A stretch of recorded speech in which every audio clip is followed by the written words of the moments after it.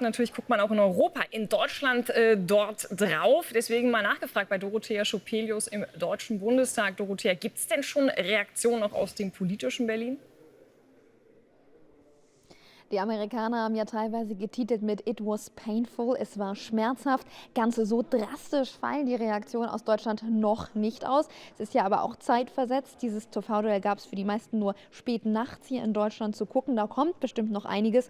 Johann Wanepool von der CDU hat sich aber schon auf X geäußert, direkt während das Duell noch lief, und gesagt, dass die Gerüchte, die sich rund um die Fitness des amerikanischen Präsidentenrangs jetzt hier nicht unbedingt unterdrückt werden konnten, sondern sie eher bestätigt wurden.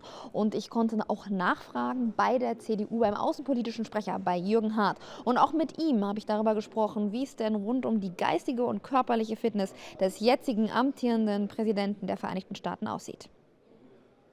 Es geht um die Person, um seine persönliche Verfasstheit. Die spielt bei einem Präsidenten in einer Präsidialdemokratie eine große Rolle.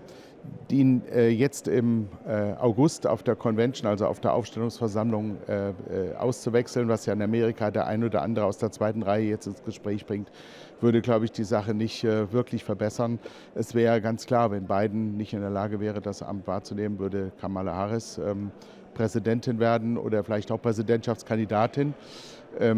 Ob damit die Wahlchancen der Demokraten bei den Wahlen steigen, da mache ich mein Fragezeichen dahinter.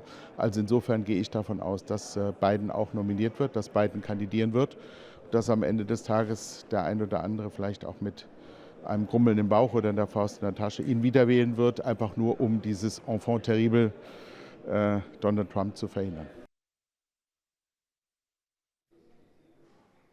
Enfant terrible nennt Jürgen Hart Donald Trump, also zwei fragwürdige Kandidaten. Der eine von Skandalen geschüttelt, Donald Trump, der andere geistig nicht mehr ganz fit, Joe Biden. Und wenn man das Ganze weiterdenkt, dann fragt man sich natürlich auch, Amerika ist eine Weltmacht, eine Atommacht, ein Präsident, der das Ganze aufgrund seines Alters vielleicht geistig nicht mehr ganz durchblickt. Wer trifft da die Entscheidungen? Und das ist etwas, was die Amerikaner beschäftigt. Das ist Öl im Feuer eines sehr aufgeheizten Landes, eines sehr gespaltenen Landes.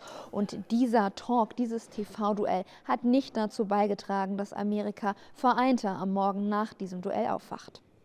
Ja, und sicherlich auch ein paar Ängste und Sorgen in Deutschland geschürt. Dorothea, danke schön.